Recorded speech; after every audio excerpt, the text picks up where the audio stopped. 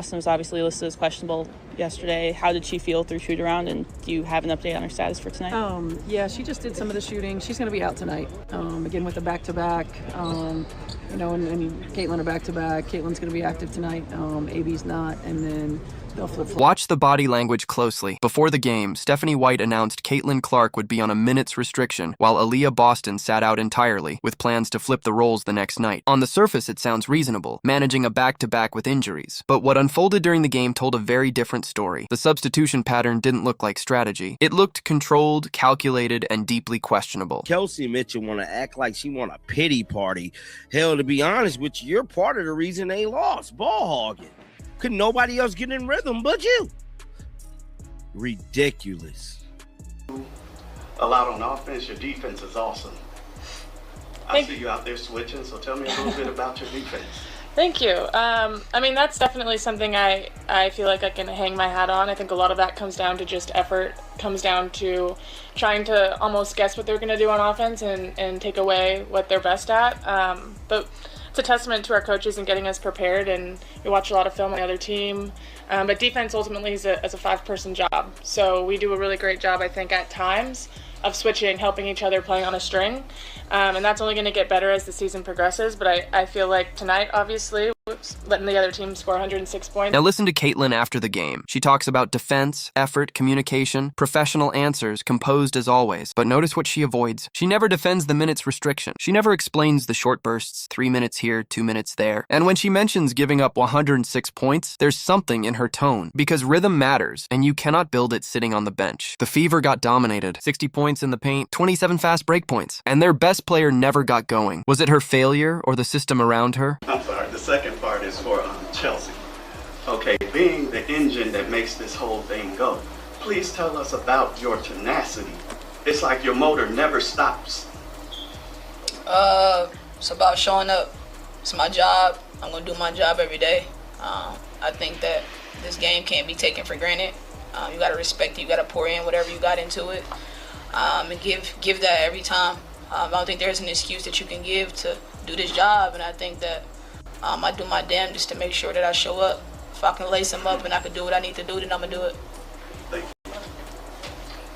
On the other side, you hear players talking about effort, discipline, showing up every day. Ironically, that's exactly what Caitlin Clark has done all season. Carrying the load, taking hits, delivering results. But in this game, she wasn't allowed to do her job. Every time she started finding rhythm, she was pulled. And for a player like Caitlin, rhythm isn't optional. It's everything. Her game depends on reading defenses, controlling pace, building flow. You can't do that in fragments. For the game, that Sparks was a dangerous team.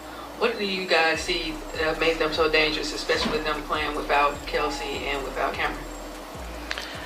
I thought they did a great job getting the ball out of the net, getting the ball on offense and just pushing. They had a lot of transition points. I don't know what it says on here. 27 fast break points. I think they did a really great job of that, pushing the pace. We had a lot of turnovers that led to possessions that we couldn't get back in defense on. So testament to them and just their aggressiveness on the offensive side. Kelsey, to that end, it seemed like this game was just disjointed a little bit for you guys. Was it sometimes the turnovers, or sometimes even you didn't turn it over, but you just couldn't get into the offense you guys wanted?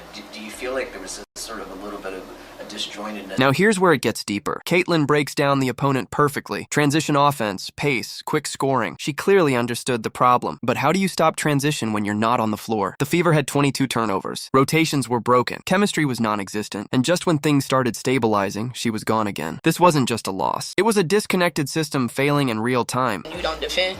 I think that anything that you want to do on the offensive end, you can't do when you don't defend the ball. If you're getting the ball at the net every possession, you're going to be discombobulated. I think for us, we kind of shot ourselves in the foot because we couldn't find a decent flow offensively, but I think that's a testament to how bad our defense was. I think that we had some good moments. I think that we had some moments that made it seem like we were getting back into the game, but you got to turn them into moments every single possession. After a while, we shot ourselves in the foot because then we started looking for possessions to save us, and it was kind of too late. So I think defensively, you got to kind of be yourself. You got to kind of want to pour in to be what you're supposed to be, and letting the offense kind of take it from there. But I think defense. Listen to Kelsey Mitchell. You can hear the frustration. She talks about being disorganized, missing defensive setups, waiting for someone to take over. And who is that someone? Caitlin Clark. But she couldn't take over because she wasn't there when it mattered. The game plan should have been clear. Slow it down, control tempo, let your point guard run the offense. Instead, the rotations made that impossible. On defense, just what was breaking down there defensively, especially in the front court with them scoring 60 in the paint? Yeah, I mean, not having AB tonight definitely hurts us, I think. She's a presence on the defensive side for sure. But like Kelsey talked about, I think we couldn't get set up on defense with the turnovers that we had. It just kind of ruined our momentum when we turn it over and they get leak out layups. But I think like we let them do what they want to do. All their starters with over 10 points. That's something that we can't let happen. Yeah, I just didn't feel like... Then comes the key word, momentum. Caitlin says turnovers ruined it, and she's right. But momentum isn't just scoring. It's rhythm, chemistry, continuity. You can't build that in 3-minute intervals. You can't play freely when you don't know if you're staying in or coming out. The lineup kept changing, and the defense had no identity. The opponent simply attacked whoever was on the floor. 5 out, and they were more one-on-one this time. Did that catch you guys by surprise at all? No, that's kind of who they always been identified as. I don't think that they've always had downhill players, and it's just something that we just weren't as mindful of that as we should have been. But I don't think them and who they were tonight was any different than what we've seen before. I just think that we didn't match their physicality. We were soft. We got punched in the mouth, and we kind of just kept getting punched tonight. And I don't think, hats off to their group for being really great, but I don't think it's something that we haven't seen before.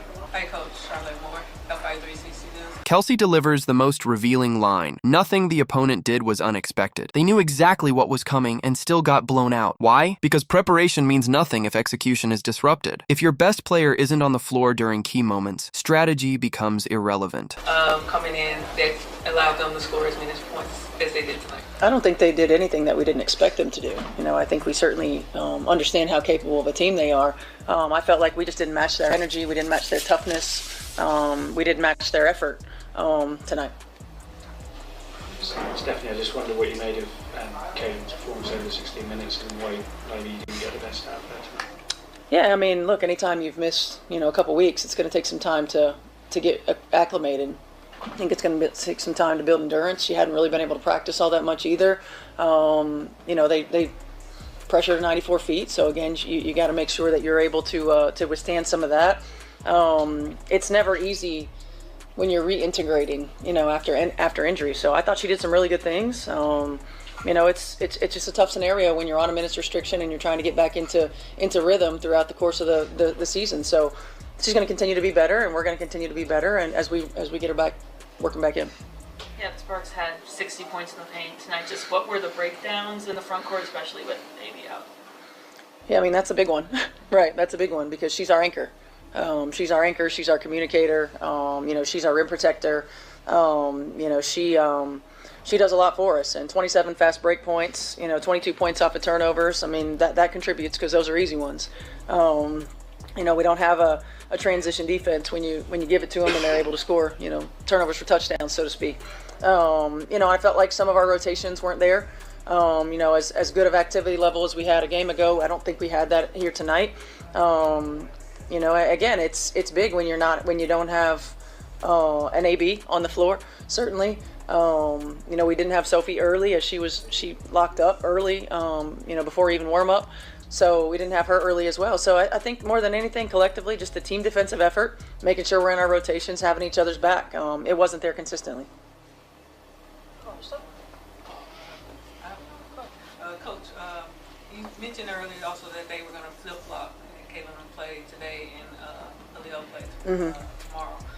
Was that decision based on about the opponents that you're playing? No, I mean it was a conversation with the medical staff, and Now we hear from Stephanie White. She says the team didn't match energy, toughness, effort. But here's the issue. Coaches control energy through rotations. If effort is lacking, you play your hardest competitors. Caitlin Clark has proven all season she brings relentless energy, so why limit her? Then comes the explanation. Injury management, endurance, reintegration, standard answers, but they don't explain the pattern. The Sparks were pressing full court, speeding up the game. And the solution? Take your best ball handler off the floor in short bursts. The one player built to break pressure wasn't given the chance. Explanation keeps shifting. Missing players, defensive breakdowns, turnovers. All valid factors. But they all circle back to one thing: lack of control. And control comes from your point guard. If she's not there, everything falls apart. Then comes the final question about the minutes restriction itself. The answer? Medical staff, management, process, all the right words. But none of it explains the actual decisions made on the court. Short stints, no rhythm, no consistency. And here's the bigger picture. Caitlin Clark has been the story of the season. Attendance up, ratings up, new fans everywhere. Yet she's faced constant physical play, criticism, and now questionable coaching decisions. This wasn't an isolated moment. It's part of a pattern, pulling her during runs, limiting her impact, disrupting flow. Some will call it coincident, but coaching decisions should make sense. And this didn't. The fever built everything around her. The league is benefiting from her presence. And in a key game, she was never allowed to take control. Her worst performance of the season, but under impossible conditions. Still, she handled it professionally. No complaint, no excuses. Meanwhile, others revealed the frustration. This isn't just about one game. It's about something bigger. A league gaining attention, but struggling to handle its biggest star. Because when a generational player arrives, you don't limit them. You build around them, and right now, that's not happening.